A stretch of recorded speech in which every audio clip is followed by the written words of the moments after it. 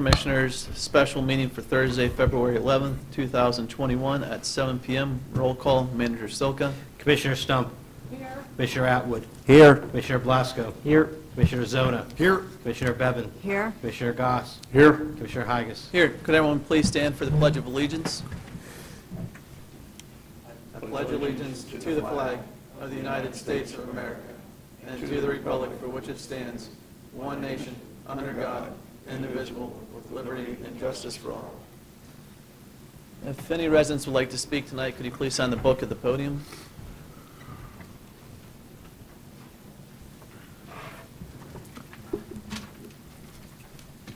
Thank you. We have one resident, Mr. Davies. Do you want to come up, just state your name and address for the record, please? Zach Davies, 14500 Michael Drive. Thank you. My concern is public safety for the fire department. I live in Hartford Heights Fire District. My next door neighbor called for a gas leak. Smelled gas real bad. This was January 25th, 11:30 a.m. My local fire department never showed. Larmer, Circleville was there, but my local fire department never showed. 2921 Sherrick Drive, smell of something burning in a house. My fire department never showed. We pay this tax money, I think we expect the fire department to show. Them $500,000, $750,000 fire trucks in the garage ain't doing the damn good in the garage. And I'm concerned, something's gonna happen. From my next door neighbor's house to Hartford Heights is 1.1 mile. From my house, or my next door neighbor's house, to Circleville is 2.7 miles. My house to Station 1 is 3.1 miles. I'm gonna sleep good at night because I confronted everybody, you guys know about it, whether you guys act or not, it's on you. But something bad's gonna happen. Thank you. Thank you, sir. Any comments, citizens' input tonight? Are there any type of internal affairs that we can check this out? Because this should not be happening. We can follow up with Westmoreland 911 to see response times when the fire departments responded to a call, if they did, or they dropped the call. We could do that. The best of my knowledge, Minister, so correct me, but we don't have any type of policies on fire departments dropping a certain amount of calls or not responding to calls as part as, getting the tax stipend money. That we don't have that in place. That's not part of that.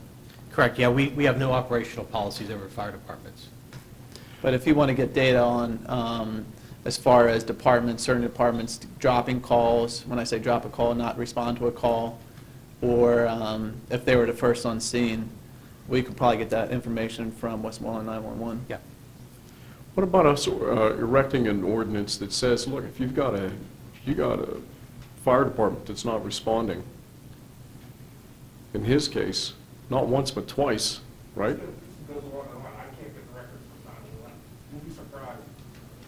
I mean, my God, why do they get any support from us at all? They've not only become, they're not an asset, they've now become a liability, and something needs to be done.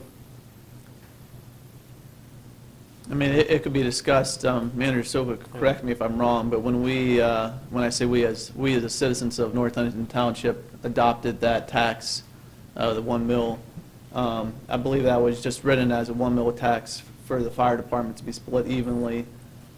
If we would want to change a policy thing, I mean, that could be brought up for discussion, I would imagine.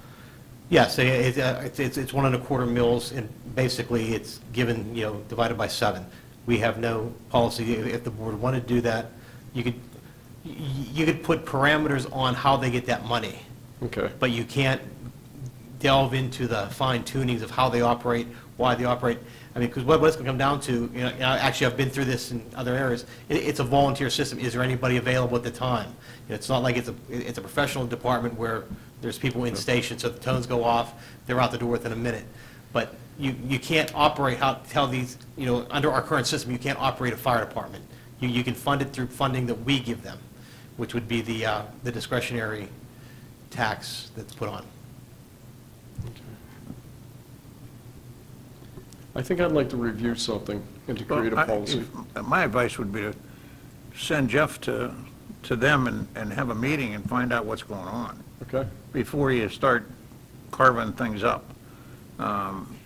Maybe there's some explanation. I'm just supposing. I would give them the opportunity to explain away what happened here before I would jump off the bridge and start defunding them. Give them the opportunity to respond to you. Okay. All right, thank you. Any other board comments or input? I also think maybe we should look at whether or not they have the personnel anymore. I know from what I've heard, the active membership has dropped considerably low at that fire department. I don't know if maybe they just don't have the manpower to do it. I don't know, maybe we, to go along with what Eric was talking about, maybe look into seeing if they can actually man that station anymore. Yeah, if you don't mind, Chief. I would suggest we start there. And the chiefs of the township will have a better idea of who's coming, who's responding, what problems are going on. I would start with the chiefs at the meeting and then broaden it out from there and feel how it's out. I think that's probably the All right, thank you, Chief. Chief, what day did those take place? Do you know? I don't know that they just emailed me a couple of weeks ago. I think they were just having one. I can follow up with them and find out. If you don't mind sharing that. Absolutely. I'll forward it up to Jeff and I'll mention it next meeting. Thank you. Thanks. Any other input? All right, thank you. Work session discussion topics, Manager Silka. All right, I'll get my first slide up here. The first topic I'd like to go over is the fourth quarter financial review, which is the end of the year for 2020. As you know, I do these every quarter from the second quarter on, just to kind of let everybody know how we're doing. In 2020, we had a revised general fund budget of $13,906,640. As we, Sorry, not to interrupt you, million. million, I do that all the time. I gotta make my numbers bigger with commas or write them out. As of the end of the year, we collected 92% of our anticipated revenue and outlaid 93% of our anticipated expenditures. So as far as you're trending in, you see we collected $12,783,635, and we spent $12,850,635. And basically what that puts us, we're about a $67,000 difference between our revenues and income, which is pretty good, considering, as we went in. The graphs does show that we've anticipated deficit spending, and we did deficit spend plan. However, we budgeted almost $2 million to offset, the balance of the budget. We came in at $67,000, which I think is a pretty good pat on the back to the department directors, especially since we revised the budget, rescinded it, and asked everybody to do a lot more with a lot less this year, in last year, and everyone came through. As you can see through the different departments, per percent of budget, general administration came in at 95%, tax collection 77% of expense, building and plant 94%, crossing guards 54%, they didn't work half the year. Community development at 37%, insurance, police department. Everyone came in Parks probably the lowest at 81%, but they were shut down for 6 months and they couldn't have any of their live events. So obviously there's money that wasn't spent that it wasn't there, they weren't doing their job, they just couldn't do their job. Planning and zoning at 97. So when you look at these numbers, to be able to come in at less than 100% of your budget means you really did well, because we took away all the fat out of the budget whenever we revised it. So that goes back to the directors actively managing. There are no in revenue. There's really no red flags in collections. Actually, our collections were on track as it would be for a normal year in most categories. Our real estate property tax came in at 109% of the revised budget, which basically put it right on key for the original budget. Local enabling taxes, that unfortunately, that is a typo, it's 117%. The real estate transfer tax got a big bump when Kenny Ross sold. So we had a lot of commercial properties moved, so we got a bump, and we came in at 151% of our real estate transfer budget. And then, the one that we're still scratching our heads over, the delinquent gross receipts tax, came in at 415% over projections. No one can answer why. The tax collector, she says, well, I'm a good tax collector. But, we saw a lot, and that enabled us to, fund our activities. Licenses, permits, fines, rents, miscellaneous, they all came in over 100% of the projections. And that's good on the expense, on the revenue side. A couple of, the interest, state shared revenue, general government were 90% of projections. And the recreation programs, again, lagged because we couldn't rent pavilions throughout the first part of the spring and summer. Again, I showed you we had but basically we had to take $62,000 out of our fund balance to offset the $67,000. There was money in the checking account. That's why it wasn't completely 67 to 67. And, that small amount is attributed, one is we reduced our budget, of operating budget. We also were blessed last year with a very mild winter, so we had a salt supply. We didn't have to buy any salt other than our minimum. So, it was a couple of factors, but we came in, on budget at 25% less budget. In our fund balance, we started the fund balance in 2020 with $3.271 million. And we ended with a balance of $3.049 million.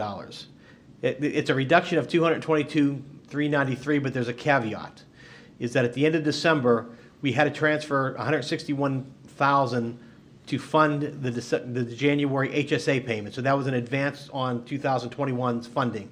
So we didn't reduce it, it was just an advance. It'll be made up through 2021's income and expense. It was a budgeted expense. But I didn't want anyone to start the new year without their HSA funded in case they didn't carry extra in their HSA. So if you kind of take a look at how we came to our fund balance policy, if you put that $161,000 back into the fund balance that was forwarded to 2021, we came in at exactly 25% of budgeted expenditures for our fund balance, which is right on key. That was, again, at a very reduced operations. So through the fourth quarter, we trended where we needed to do. We had a lot of unknowns. Luckily, financially, we weren't affected as a lot of communities were because we don't have a lot of user fee revenue. Most of our revenue is tax, real estate tax, earned income. They all trended well. We didn't have that. Last year, we didn't have any bump with the pandemic-related lags in taxation.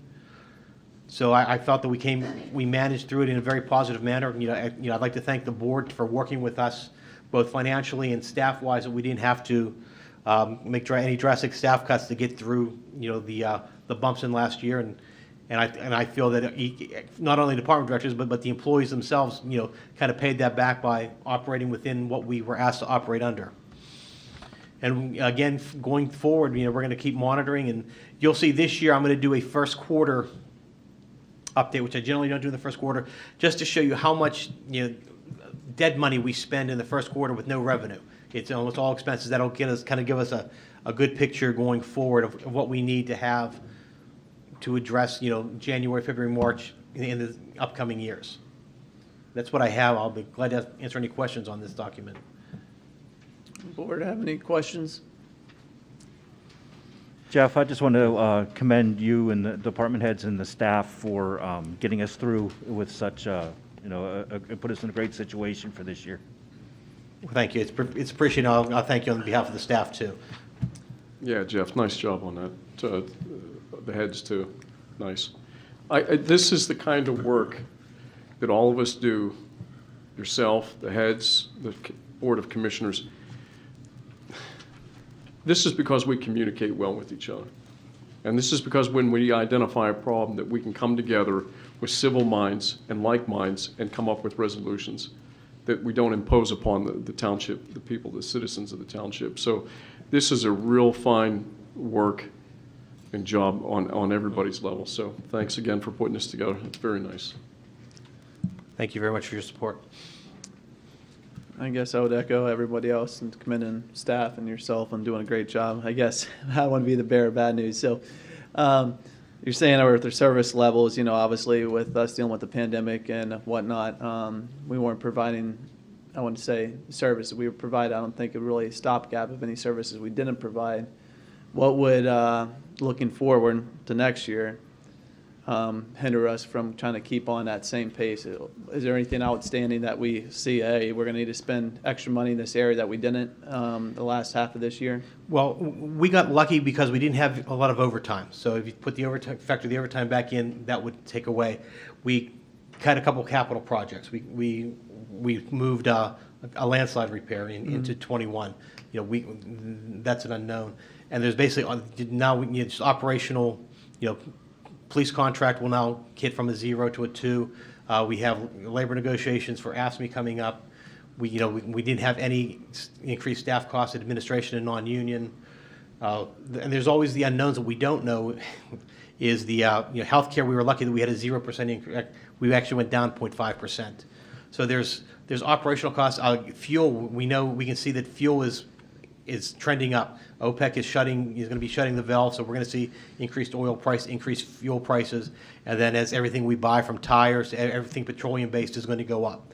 So there's, our fixed costs we can work to a point, but the market will raise everything. So and as you'll see, as we came in with our, we'll need about $3 million to get through, and that's where we're going to be tough at the end of this year if we have a normal year. All right, thanks. Any other questions? All right. Okay, the next item I'd like to talk about is we've spoken in the past about, expanding up to the third floor and kind of utilizing, our space to give us a little bit more operational unity. So what I want to do, this is, there's no spatial analysis here. This is simply, here's what we'd like to do. And the first one, we'll kind of orient. On the left-hand side, you see the boardroom, the administrative offices, and the planning commission is the long L. So we'll start here. Just what we want to do is, as we move planning upstairs, and we'll go into that a little bit more detail, is to be able to expand the police department upstairs to that to the second floor by putting the detective division there, giving them an interview room, moving the police chief's office out of the workflow, get him out into a more administrative position, and then that way they get a secure environment for the detectives. They have an outside entrance of people. They don't have to come through the police department all the time, and that takes our detectives out of one small room, gives them individual offices, gives them a conference room, and gives them workspace. And then actually where you see the copier storage and detective office here in the end, right now that's a file room. And that's where Jonathan lives. He started here as an intern. He was put in a file room, and he became a full-time employee, and he's in the closet. So what we want to do, I don't use it in that manner, but I apologize to Jonathan. But he's, it's really not an ideal situation to have a full-time employee, a very valuable employee working in a file room. So the goal is to, in the administrative office, to take my current office, the manager's office, and make that into 2 offices.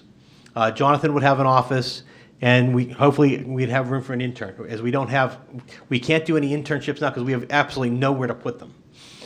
And right now we're not building any walls, we're not building any structure. Everything is going to be with cubicles and movable walls, so we can conform our workspace to the situation.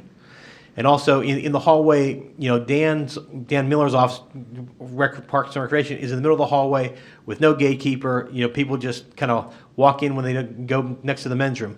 What we want to do is take his office and put it where Mike Turley's office, assistant manager's office, currently is. And that'll give Dan the protection of a door. And then that room that Dan is in currently, the office, that would become storage, because we are actually void of storage in this area.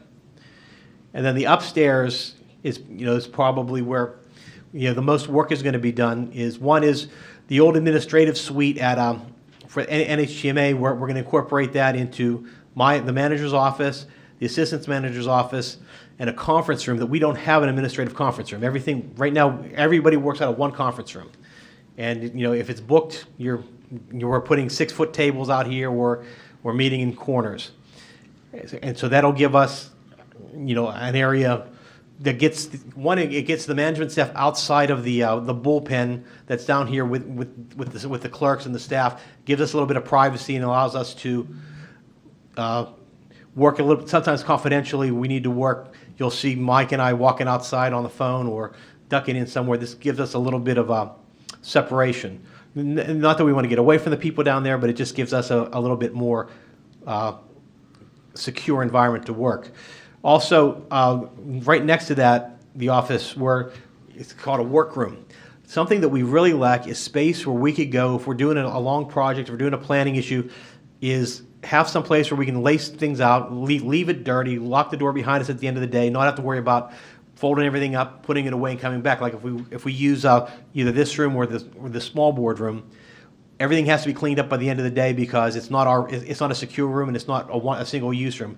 And this room will be very economically appointed with basically probably some 6 or 8 foot tables. There's furniture up there that was left, but it's going to be a place where we can go and just have long-term work left out. Down the hall, the planning and zoning file room is going to be moved upstairs. That is the only place where we're going to need to have a little consulting work. We're going to have a structural engineer just come in and bless it for us. NHMA did have that as their file room, so we feel it should work, but we're not going to move everything upstairs until we have a certification that, it's not going to crash down into this room. And then the biggest move will be planning and zoning. This is a very organic move, as this was the billing office for NHTMA. There's a window, and then in there would be the building inspector, the code enforcement officer, and hopefully sometime we can backfill Ryan's position because we're working one staff short as the planning technician. And then across the hall, Ryan would have his office and the engineer would have his office, and they would have a small conference room where they could do meetings too. This plan opens it up. It gives everybody a suitable work area. As I said, we're not looking to go to Ethan Allen and have everything top. There's a lot of salvaged furniture that NHTMA left. We're bringing our furniture, and probably the neatest thing is we're having problems with rug prices and carpet prices for the administrative suite. For the price of a good steam cleaner and a couple runs through, we can salvage the carpet there for a few years. So we just may have to get some new trim around. But so we're looking at doing this at the most economical way possible, but at the same time, keeping it professional because it is a work, it is an extension of the township, an extension of the townhouse. So that is our cursory view as we work with the departments. Everybody's kind of working together. And what I'd like to do is, if nobody's been up there, anybody walk through, is call me, and we can love to do a tour, take you through the police department to show they're the ones that are the most compressed for space as they keep growing. And this, to me, is a stopgap of building an $8 million police station. So I think for a couple thousand, for $50,000 or so, we can get this moving a little bit further down the road. And I'd love to go upstairs and kind of share our vision with you. That's what I have on that. Jeff, could I ask you some questions? In the planning and the zoning department, are there plans to have any interior partitions in the regular part? Yes, of the what we're office? going to do is we're going to do movable cubicle walls. So we're not building offices. We're not dropping walls from the ceiling. We'll do cubicles for work areas, and then the work is going to be encouraged to be done if they're meeting with people in conference rooms. Is to have the work area, personal work area, not having people coming back in and out of the department. I guess I would be concerned about noise, that, when you have an open floor plan like that, you tend to have noise and it can be disruptive to employees. Well, with the cubicles, we'll kill noise going out, and that has been set up as a work area with about 3 staff in it. So, we're not adding to that. We're actually, we're just reusing the past use. Okay, and what would be left in the downstairs where the police department is now? What would be left? I mean, the police department operations we would expand. Chief, do you want to kind of share your vision there? Yes, so, as Jeff said, we we're stuffed downstairs. And we're working off a 1974 footprint with no technology. So we've stuffed technology everywhere we can put it. And I'll address this more, coming forward. But what will happen is by moving the detective units all in one place right now, and the thought is to move them upstairs to spread them out. They do a lot of sensitive cases. They bring confidential informants in. They, do work with sexual assaults. They bring victims in. Instead of having to bring them through the police department, they will actually have their own entrance, and they will be able to have a little bit of privacy. People will have some privacy. CIs will have privacy. So from that aspect, it gives them each an individual office. It gives them their own workspace plus an individual interview room. The interview room will stay the same downstairs. So the officers will have an interview room for all the general investigations. I will open up the detective office, and all of you're welcome to come downstairs. I will give you a personal tour of everything and where we're at and how, we utilize every inch of space that we could possibly utilize. In the detective's office, I'm going to move all the patrol sergeants in there. So they're all going to be in that workspace. Right now, they're kind of spread out. There's one sergeant in there, and there's two other sergeants in another office, and there's another one. So we're going to bring them all into one. And then as those desk spaces open up in the other parts of the department, we're going to pull some other patrol officers that don't have any desk space and move them into those spaces. In one office right now, I have 5 officers sharing 4 desks and 1 computer, and that's just one office space. So we're going to kind of get them spread out a little bit. It still leaves me with about 11 officers without any personal desk space at all. We have common areas that we allow them to use to complete reports and things like that, but they don't have a place just to sit down, have a picture of their family. They don't have that. And I'm not saying their job's out on the road and to do their job, but they don't have that right now. And I do have a plan that I'll share with you on how to redesign our one main room downstairs, where we do our duty room and we do our changeover, and that's our roll call. We do training in there. So it's kind of a multi-purpose room, and I have a plan to kind of bring that up to speed, up to 2021 anyway. So that's kind of how we plan on moving things around. We're not really changing anything of the footprint downstairs. There's really not a lot we can do. But I would love for have all of you, you could do it at one time, you could do it individually, you could do it in the evening, just reach out to me, please. I'll walk you through, I'll show you. I know Ron understands the pain. He worked in an old building, and you kind of make it work, but as we keep growing and as we keep adding and as we keep trying to stay ahead, unfortunately, technology needs upgraded, camera systems need upgraded, things need to continue, we have to continue to catch up. This is just the first part of that. And my job is to not kick the can down the road. Nobody wants to do that anymore. We want to kind of look at the problems, address it, and fix them. So. There's nothing coming upstairs that would put any staff at risk? No, just the detectives and myself. I'll be up there. The first office where Nancy's office is at right now would be my office. And then what that allows to move the lieutenant, which is out in the hallway in a small office, the operations lieutenant, would actually take over my office. So he's the guy that kind of runs day-to-day operations. He's more interactive with what's going on every single day with day-to-day. And this does give me a little bit of separation, as Jeff said, a little bit of privacy. A lot of times whenever I do want to have a private conversation with my staff, we have to go find a place. We'll come up here, we'll try to separate, but even here is not private. Sometimes you just have to have those conversations, and that would give me a little bit of separation too. So that was kind of my thought. I had mixed feelings about pulling myself out of the department, but I'll be down there plenty. Thank you. So, Chief, kind of following up on Virginia's statement, there's no need for any additional physical security, like mousetrap kind of doors. So prevent... there will be some things that I would like to see added. Like I think our overall building, we need to add some technology. We need a little bit of camera. So I would suggest a camera in the common area outside the door, so at least the dispatchers can see when somebody's at the door. And then camera system for the building is already in our capital plan for 21. Right. It's a budgeted expense. So that's kind of one area, that common area right there, and then maybe a hallway camera and a camera in the interview room, so that we have a camera in there.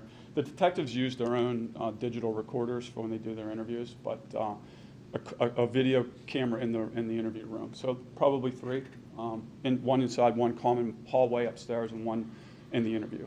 And then the only other thing that I could think of would be, some type of Ring doorbell, some type of system to where you can hit it and it goes to dispatch, and they could see who's at the door.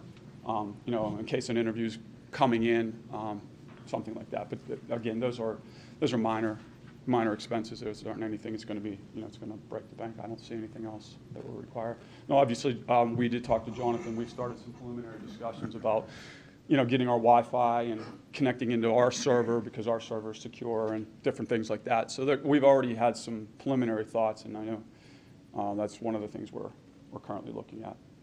But I think we can make it happen. It's a parallel hallway because it runs parallel right on top. So we're literally going to be sitting right on top of one of our main hallways.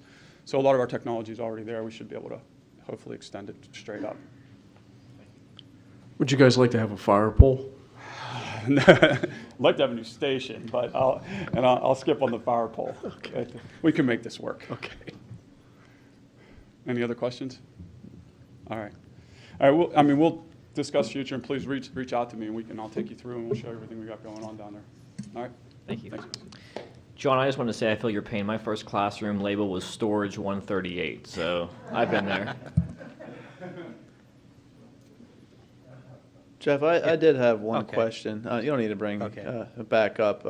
You said, like, you have a rough estimate of doing this move. I don't know, you said kind of a rough idea, around $50,000. Yeah, we have roughly 50,000 in between our capital budget and the capital expense in the general fund, so it's already budgeted. It Yeah, should be- but you kind of figure unless there's any outlying, maybe structural issues with that planning and zoning storage, you'd probably be okay. Oh, yeah, yes, because what I figure is, it's gonna be a stage for a couple, we will get up there, get settled, Okay. and then eventually attack, maybe upgrading through the normal process. All right, sounds good. And actually, if the structural doesn't work out, we're gonna have to reconfigure some things. Yep. Jeff, when is your end state to have everything that you guys want? That's yourself and police chief. Do you guys have a date? End of year. End of year? Yeah, because we're also going to be in conjunction with the HVAC project, so we don't want to go move everything up and have them be working up above us. So I think we're going to move in stages. Probably myself and the assistant manager, we're probably ready to go shortly because our move is the quickest, and then it kind of opens up Jonathan. But the planning department and the police department are the big tickets. And right now we're dismantling a filing system that's up there in the planning department. It's going to be reinstalled down in the police department for them. So we're saving about $5,000-$6,000 by reclaiming some abandoned goods down there. So that, and then the planning area is going to need a lot of cosmetic work. Their carpet's shot, their walls are shot. They had a lot of pets in there.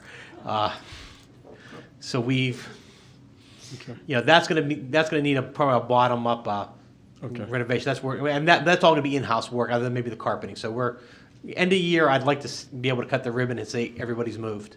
And we're talking December 2021? Yes. Okay. Now, and you said at HVAC. Is that corporation that we're bringing in to have take a lookie? Yeah, they've taken a look, and we're going to be going into the making up the bid specs for that. Okay. All right. Okay. Thank you. Jeff, in this plan, do we have room for expansion if we need it? Like if we have to bring in any additional staff or anything? We have very little room for expansion of staff. I mean, we might be able to carve out one more one office space, but we're creating one more office. Part of the expansion would be the storage where Dan's office would be if we have to put somebody there. But this building right now is maxed out at its floor plan, Okay, thank you. especially downstairs. The police department is actually they're at critical mass.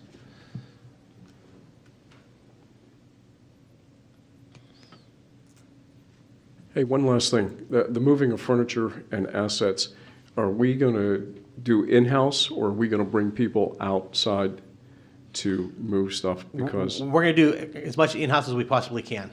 okay, when you guys do that, please sign me up. I'll be more than happy to volunteer a few days to you. Okay? Okay? Thank you.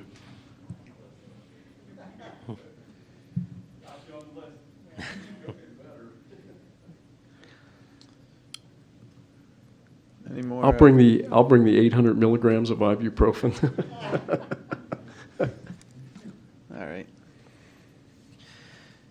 Okay, the next item, this has been kind of discussed about both in public and via emails, some public comment options with, you know, how to handle public comment for people who aren't comfortable to be here.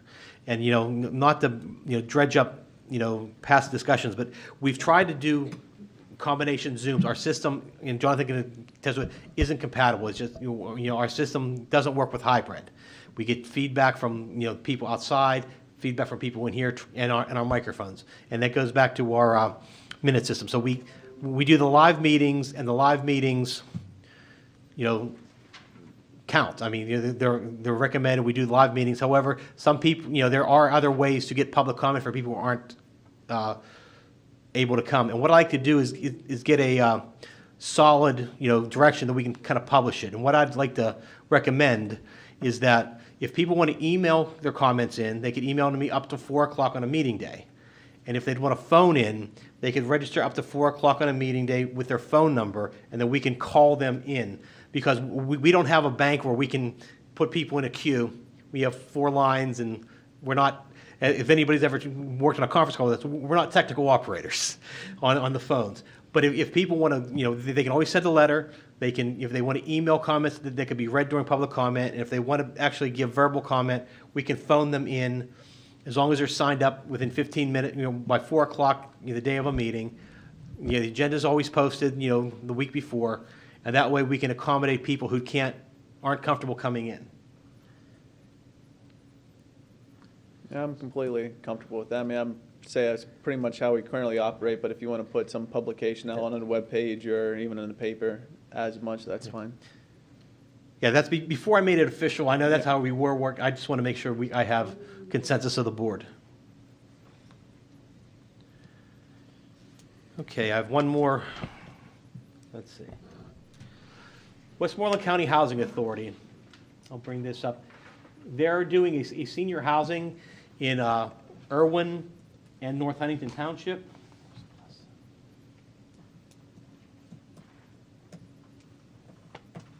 Let's do it to effect. Okay. Well, you know what? I'm not even going to try to reboot this. Oh, you kicked me off? Okay, thank you. And what they're looking, they're going for low-income housing credits for this facility, and they're looking right now for a letter of support from the township of this project.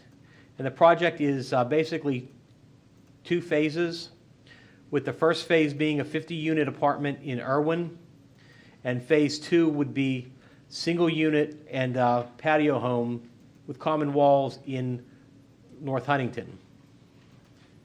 Okay, there we go. I apologize. Did you kick me off again, Ryan? I did not. Okay, well, it's accessed off Laurel Avenue, and right now, under Phase 2, all that's going to be in North Huntington Township is a road. And then Phase 1, then Phase 2, if they get the financing, they will build the single-family houses. So, what they're doing is they're asking for a letter to support their financing application for low-income tax credits to fund this project. This project was actually started by Don Kadick, prior to his death, and he's been a champion of it, and it's coming to fruition. Jeff, is this a tax-free property here that they're not responsible for any property taxes, is that correct? As of right now, it's taxable. They're going to come and ask you for tax exemption. Okay. Yeah, I believe they asked the school district already and Irwin Borough. Okay. How much tax revenue would we lose on the bare land that's there now? I don't know that. I can get that, but I don't know that. Jeff, so these senior residents, we're talking elderly, correct? When we say senior, Yeah, it'd be low-income senior residents. I can't commit to it. It's elderly, but it's not a 55-plus housing development. It's for it's going to be a low-income threshold. I'm 55. I'm 54. What are you saying? But no, I don't have, their criteria, but they have them other ways, but it's for low-income seniors. Okay, low-income seniors. Okay, all right. And Thank I you. know they're looking for a letter, I guess, of more support than anything. And I know, Ryan, they probably have to go through stormwater management, and there is a creek bed along, what am I saying, Crothers Lane there. That river, or what I'm saying, Crothers Lane's already gave away in Borough, I believe, twice already. So that would be some concern with us, obviously, if we would excavate and have, but it would go through stormwater management. And then even going on to Laurel Avenue, where that property cutout would be. And Eric, I'm not saying anything about senior drivers, but that roadway, the chief could maybe say, that turn would be a pretty bad turn for cars either going in and coming out, if they were trying to come out and go on to Crothers to make that left-hand turn, because cars do tend to go down pretty quick on that little dip there on Laurel. I'd be concerned. Yeah, Where the rest of the hill exactly. I think that the property entrance would be on Laurel, kind of at the bottom of the dip there. So if people were turning left to go up that dip or the hill there, I'd be a little concerned with that, because a lot of times people almost looked at that as like kind of a Y instead of a street and making a right-hand turn. So I think there could be some safety issues there without a doubt with vehicle traffic. Would definitely be a concern. I don't think they probably would get any type of approval to go over that stream bed and enclose the stream bed without a doubt. But I think there would definitely be some safety issues there with the access being there, and the high traffic for the 50-unit apartment building. You're going to have vehicles probably going in and out pretty frequent, let alone, and then if the second development happens with the patio homes. I'd like to see the site distance from Yeah, that intersection. because I mean, when you crest that hill to go down onto Laurel, you're not going to see the vehicle trying to pull out. What I would like to see is the site distance. Yeah, we have yet to receive an application, we haven't even received that yet, so just a couple concept plans. But yeah, anything with that stream, DEP would have to be heavily involved. Yeah. So yeah, there's some items to consider. Ryan, who currently owns the property? Has the property been purchased, or is it just a plan? That was, Fred Crackett owned Mhm. two or kinds of pieces, I'm not sure who owned in, Irwinboro. But I think the housing authority purchased that from Fred Crackett, Westmoreland County Housing. Yeah, at this point, all they're looking for is a letter of support for their financing application. It's not, their development, any of their development plans.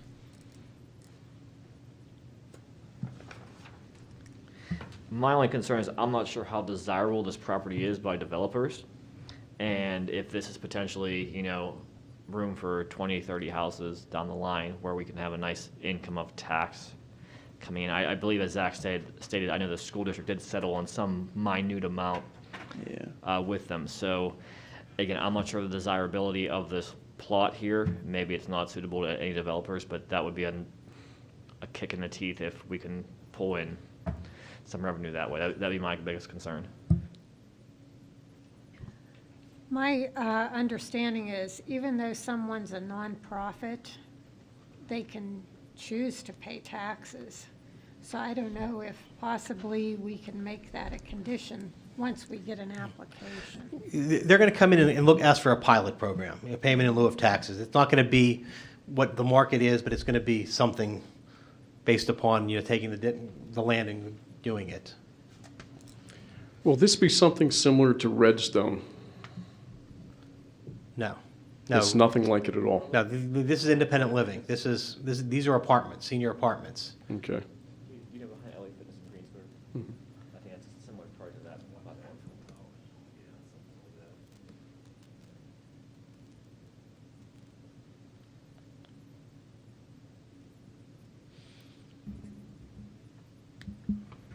What I could do is I can put it on the agenda for next week and, Yeah. I would be good with that. okay. And just before I turn it over to Assistant Manager Turley, I just want to ask for you to consider a couple of things. One is, we talked about through the budget process and, last year for this year, then, coming up that, we want to start the budget process early. We want to kind of get a jump on projecting our our finances going forward. And I brought up the point about having a strategic budget retreat, not just a workshop devoted to the departmental budgets, our services, what our needs are, what needs are going forward. I'd like to offer to have this sometime in March as probably a standalone meeting, a public meeting, but a standalone meeting because it's going to go, an hour or two to get through this, and I hate to have it mashed up in a normal meeting. So what I'd like to do is maybe, tomorrow or so, I'll send out some potential dates to see if we can get some consensus to have for one evening. And each department director will kind of present their case. I'll go over an overview of the financial situation. Then we can kind of use that as a base as we start going forward for the 2022 budget. If that's okay, I'll get those dates out. Okay, and that's all I have on my agenda today. And I'll turn it over to Assistant Manager Turley for his county hauling update.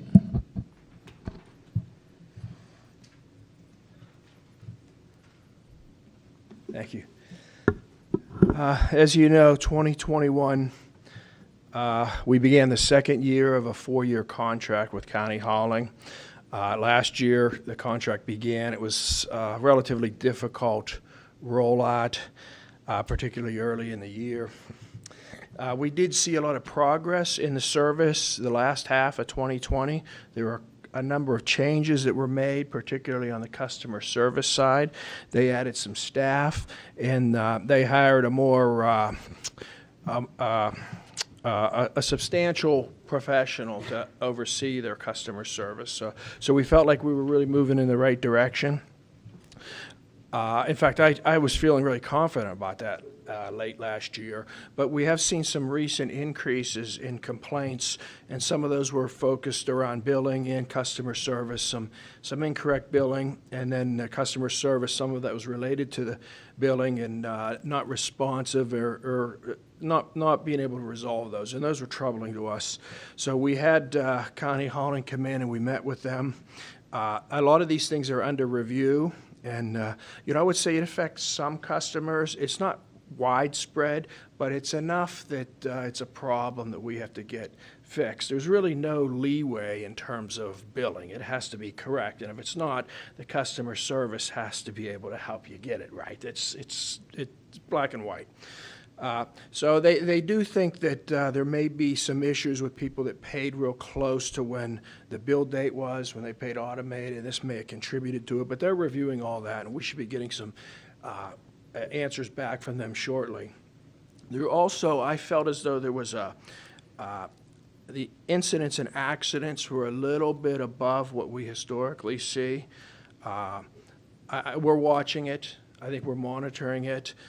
They reviewed with us their general safety practices, and what they told us, I think we were satisfied with. So, but it's a little bit more than what we normally would see and are comfortable with. Keep in mind that not all complaints are valid. In fact, there's a high number of them that either aren't valid and or they just can't be confirmed. We get a complaint, we can't really confirm that it's true or not, we're not there. But many of them just aren't valid. And one example was the weather issues from last week that, they had to discontinue service because the roads were in quite poor condition last Monday. And they have to go all the way to the dump and back. And, we don't want them wrecking their trucks. I mean, a runaway garbage truck can do a lot of damage, obviously. So we sort of rely on them, but that set them back a day. So a lot of people felt as though their garbage wasn't getting picked up when, in fact, just leave it out for the next day. That's an example of some of the things that we have to sift through, and people will sometimes tie back the issue of, well, last year they missed my garbage once and were late, and now it's another time. It's a constant problem. So those are the sort of things that we try to sift through. So just keep in mind that they're not all valid, but we're also not where we need to be, I think, either. The increase in these complaints, I feel like, have played out over about the last 6 weeks or so, maybe 8 weeks. We're monitoring them, and we'll be reviewing all of those with County Hauling. But my feeling and opinion is that these should be fixable. Some of the things that we're dealing with them on should be fixable. But also, we always have some. This isn't a type of service that you roll out without any incidents. It's just not, not how, there's going to be issues, various issues, so we keep that in mind too. But some of the things that we're seeing right now should be fixable and will have to be fixed.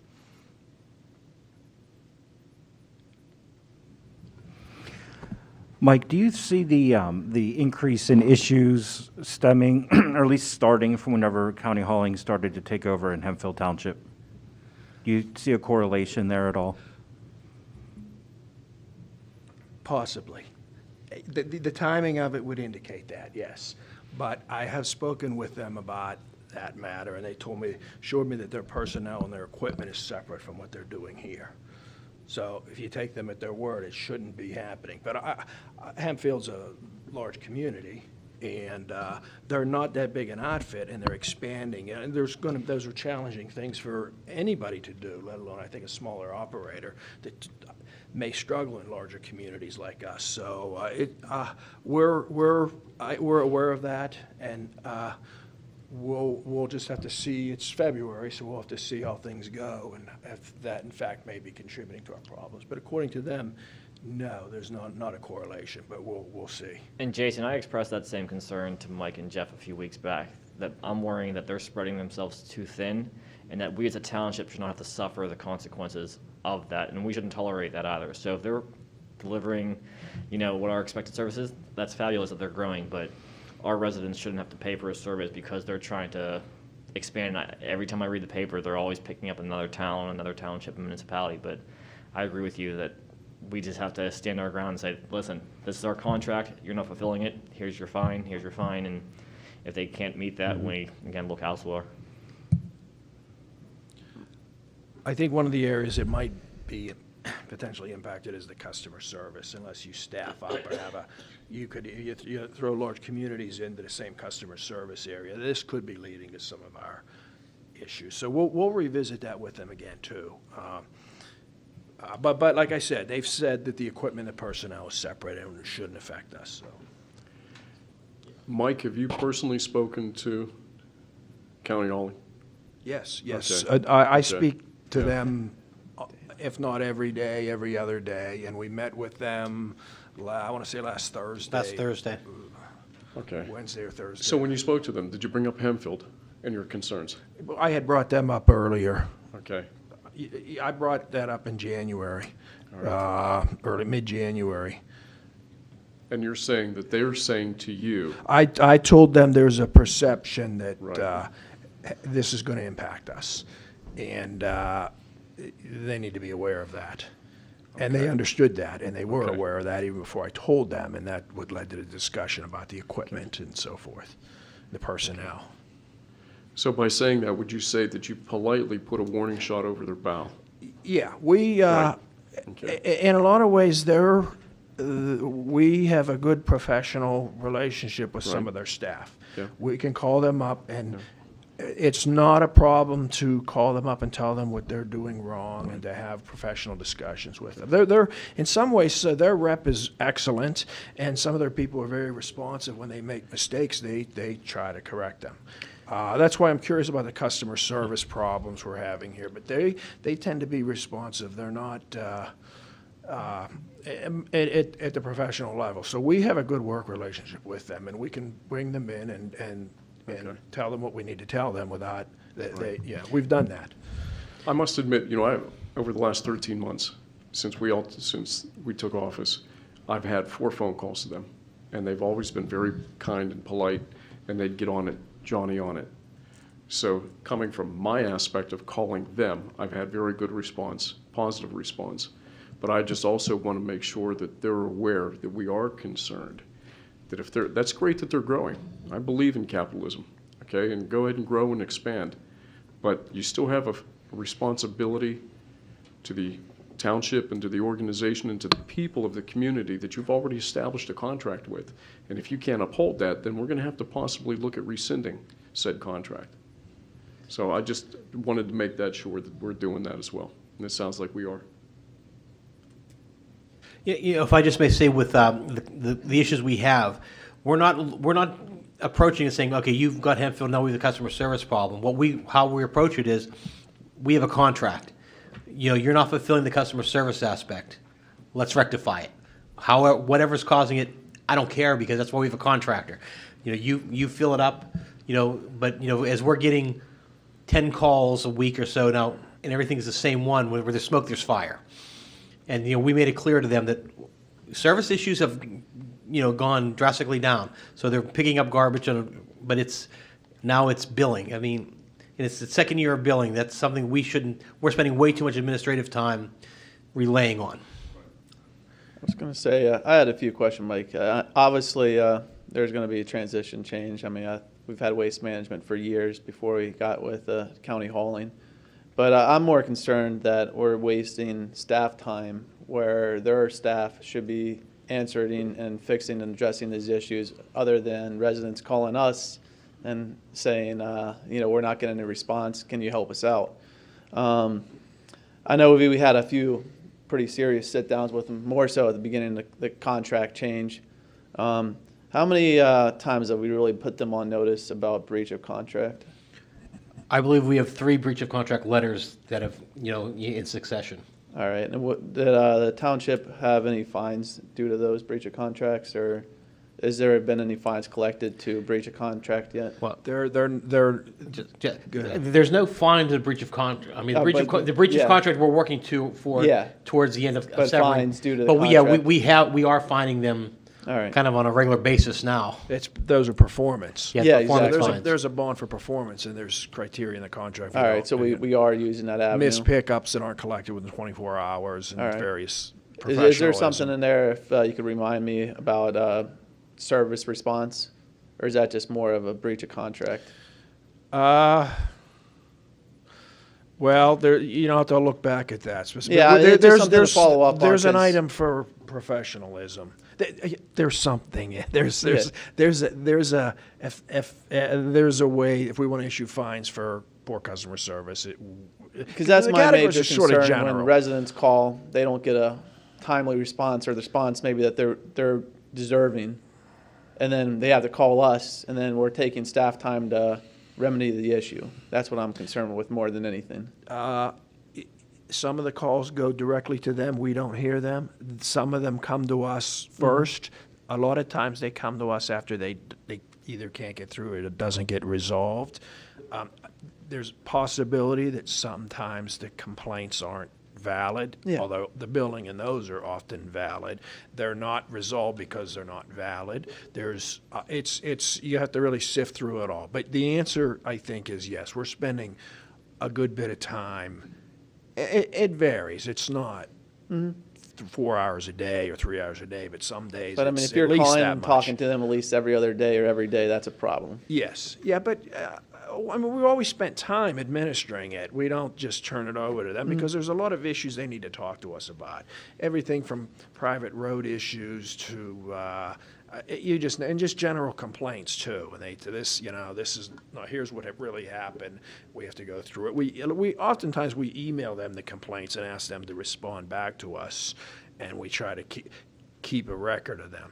So they have a record of the complaints that they keep, and then we have a record, and they're not always the same. So when we go back to see what the issues are, we have to sift through our information and then request their information and spend some time doing that. So I think the answer is yes. We're spending too much time. We're spending too much time there, but I feel as though it's fixable. I felt as though late last year we were on the right track, and I don't know what might be contributing to this, but we've met with them, and then we'll see. I mean, like Jeff said, I think it's results. Maybe this happened. Okay, but at the end of the day, we're interested in the results, not all the excuses. So. Yeah, I think my concern going forward is that they've had 13 months to get their act together. And from what you guys are describing, it doesn't, in my mind, paint a professional picture. So that's my concern going forward. I feel it's great that we have the township and County Hauling have a great working relationship, but there's a certain point we have to put our foot down and say we're done. And I think that time is probably sooner rather than later. Who's making a determination whether the complaint is valid or not? Well, sometimes we really can't confirm. We just can't confirm. The person says this happened, someone else said this didn't happen. Sometimes we can just make that. I can see the complaint, I know the rules, I know the contract well, and I say this is not a valid complaint. And then a lot of times we try to get, if we can talk to the person who made the complaint, it helps. And we talk to County Hauling too. And you know, sometimes they're pretty good. A lot of times they're pretty good at trying to tamp down these issues and taking care of things that maybe they don't have to or shouldn't. I think sometimes they're good at that, but other times they definitely have created some issues, for sure. So I guess what I'm telling you is it doesn't all fall into everything's not going well. Sometimes it's a little more complicated than that, and we do try to sift through. Sometimes we just get so many complaints, you spend so much time on it, we can't resolve it, and we have to, look, here's the complaint, be aware, this resident or this person thinks this has happened, and just be aware of it, tell your drivers, or whatever the complaint is, and sometimes we approach it that way too. But usually their rep and their people will get back to us. Sometimes it's slow, but they usually get back to us. When I say we have a good work relationship, I mean, we've told them what we've needed to tell them when things aren't right. But I think it still is a professional work. We don't sit around and yell at each other. You know, we don't do that. So. Yeah, okay. Yeah, well, there's occasion when things have been tense, for sure. And more so the first part of last year. So that's how I would describe it. I guess my concern is that we might have to take their word for something against the word of a resident. That's a good point. This happens. And has everything we've been told been truthful and not misrepresented in some way? I would doubt it. And sometimes we just can't sift through it, or look, like I said, here's a complaint, and being we've had a few in your ward, in your neighborhood, I know, and others too. And frankly, sometimes I can tell when I think the residents are at fault. You know, and I know elected official, and we don't want to do it too, that there's a fair amount of time when the resident is wrong with how garbage is being put out and other issues. And nobody wants to argue with the resident. So this happens too. So the answer to your question is, I try to sift through them until they get too time consuming. It's just not profitable from a time standpoint to get to the bottom of it. But usually we can get and understand what happened. Have we talked to them about road damage within the township?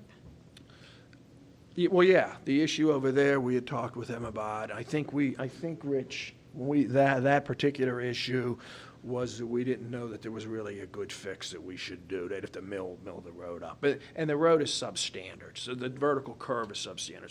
So the dip when they scrape. So they have a different. They'll have a different driver occasionally come in and won't know that. So then they take the route differently, so they don't come in that direction. So I mean, I guess we could make them fix the road. I think most of the damage was actually on a state road. Ridge, yeah, most of it was actually on 993, I think so. Well, there is some damage on our roads, and I would like to make sure that we have that fixed. But more so, it's their equipment that's causing that damage. And I just wondered if we had talked to them about adjusting their equipment or. Well, I think in that particular case, if I recall, they're just coming in a different direction, so they don't have to go through there. But the vertical curve is substandard too. They didn't know it contributes to it for sure.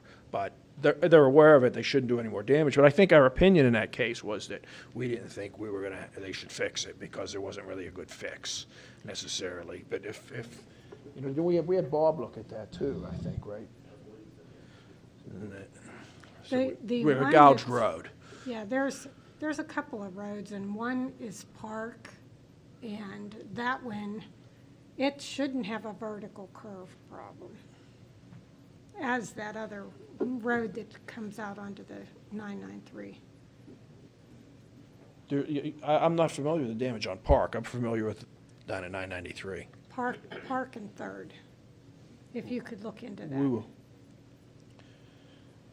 They've been a little slow at times to fix things, too. But sometimes the time of year is not conducive. Everybody wants it fixed right away, too, and sometimes the time of year is not, they're not, the grass damages and things like this can't be fixed till the spring. And so, you know, but that's the same thing with us. When we do damage, some of it has to wait. But I think some of it's been a little bit slow, too. We talked with them about that, too. That, you know, you can't have a problem and make it worse by not being responsive and getting elected officials involved, and weeks go by. This is just not helpful. Well, thank you. Anybody else have any input on waste, excuse me, I was going to say waste management county hauling? Other than maybe one correction. There was, weather-related issues weren't for the township roads, it was from the roads trying to get to the township, right? Thank you. Yes, yes. In fact, their comment was, our roads have been pretty good. But the state roads, Yeah. to be frank and repeat what they'd be honest, have been in bad shape. And they have to go to the dump, and they have to go to a lot of state roads to Belle Vernon. Exactly, yeah, to And get here, so. they have to make decisions about Yeah, safety of their drivers and their crew. Right, so this is true. It's Yeah. really their concern is the state roads, Yep. but in terms of whether they have to discontinue service for any period of time. Thanks, Mike. Okay. Plan and engineering topics, Director Fonzie.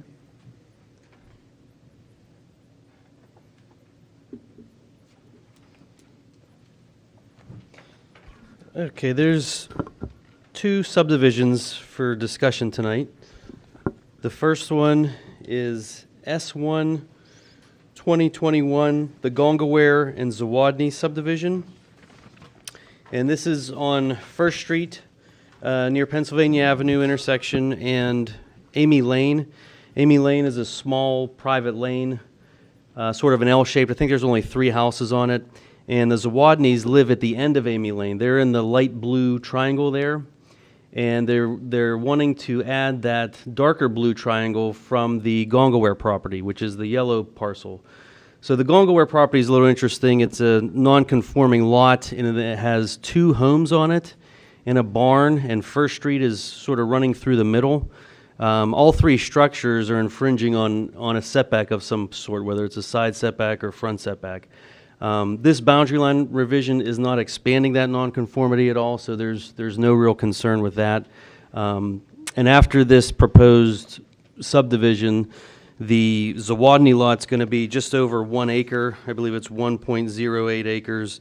And then the Gongaware lot, which is the yellow lot, will be just under 7 acres. And that the yellow lot keeps going. Actually, it's off the screen, so it's a fairly large property. The Planning Commission recommended this for approval at this month's meeting, and I spoke to the surveyor. We don't have any other concerns. They handled all the drafting issues, labeling issues, and I don't know if the board had any questions on this one. Okay, the next one is S2 of 2021, the Zovaki Subdivision.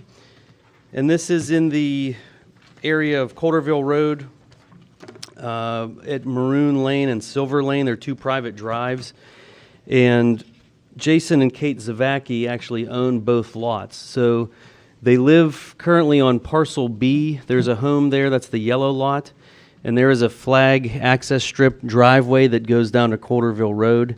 And they also own the property behind them, which is a landlocked parcel with a home on it.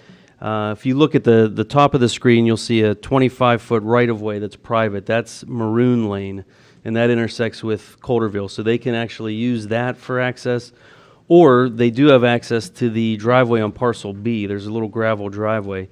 So the owners would like to add 0.256 acres to the lot in the rear. So the light blue shaded lot would be getting the darker blue parcel, the 1/4 acre. And after this boundary line revision, the house in the back would be 1.923 acres. And then the lot in the front, the yellow lot, would be reduced to 1.358 acres. Again, not much concern here. This is, both owners own the same property, just a little swap of ground. Planning Commission also recommended this for approval. No conditions or anything like that. And any questions from the board? Thank you. That's it. We have one item on old business. That was put on if there's any discussion that anyone wanted to have on the chickens.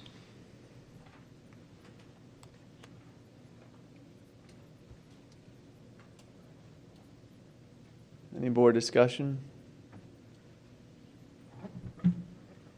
All right, yeah, I mean, other than just let the record reflect, we did have a public hearing, and we did have 2 residents come up and speak about opposing chickens in backyards. Nobody came or wrote in any statements on support of chickens in residential backyards. Correct. All right, any further board comments tonight? 2 things. Number one, I just wanted to remind residents that we have our snowman contest going on with the Parks and Recreation, and there's a lot of snow out there. So this is actually the year to do it. And number 2, I'm not sure if you guys all received one in the mail, but when I approached you guys to ask you to put the staff back on the platoon schedule, that was a result of how I personally felt with my employer and how I didn't feel respect as an employee. And as of all you know, you've all had wages where you've made a lot of money, a little bit of money, but the way you feel about how your leaders treat you, I think, is the biggest characteristic of why you want to work somewhere.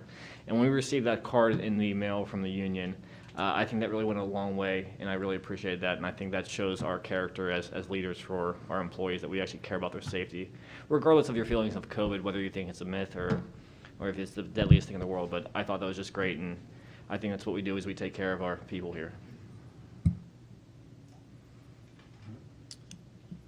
Anything else from the board tonight?